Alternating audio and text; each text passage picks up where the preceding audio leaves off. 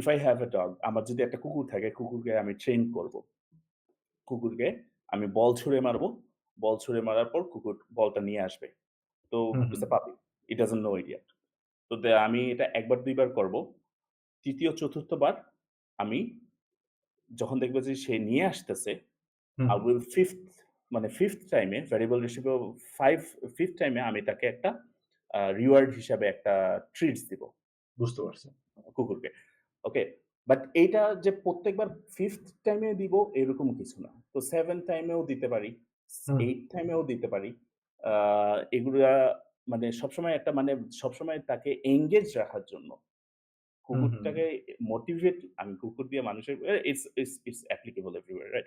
Motivate রাখার জন্য মাঝেমধ্যে আমি হতে পারে তাকে 5th, 6th, 7th, 8th টাইমেও দিতেছি না। তাকে হুম, হুম। দিলামই না কিছু। বাট হঠাৎ করে আউট অফ নোহোয়্যার তাকে কোনো আমি টাস্কই দেইনি। কোনো কিছুই করতে বলি নাই কুকুরটাকে। হঠাৎ করে তাকে একটা ট্রিট দিতেছি। হ্যাঁ, সো হ্যাঁ, দিস হ্যাঁ। Is how it works. তো এইখানে গ্যাম্বলিং এর এন্টায়ার ও industry was build on it. Hmm, exactly. ২ টা আমি জাস্ট ২ টা টার্ম এড করি আরকি যে তুমি যে টার্ম গুলো বললা একটা হচ্ছে হাই এফোর্ট ডিলেইড রিওয়ার্ড আরেকটা হচ্ছে আচ্ছা। লো এফোর্ট ইনস্ট্যান্ট রিওয়ার্ড যে তুমি কোন কিছুই না হ্যাঁ। করে তুমি হচ্ছে একটা রিওয়ার্ড পাচ্ছ। এটা জাস্ট মোটিভেটেড এবং হচ্ছে ভালো লাগাটা থাকছে তোমার তাতে করে। তো it kind of coincides with the মানে এটা kind of answers the question of আপনি যেটা প্রশ্ন করলেন যে হুম। মোরাল বা এথিক্স এর কোয়েশ্চেন।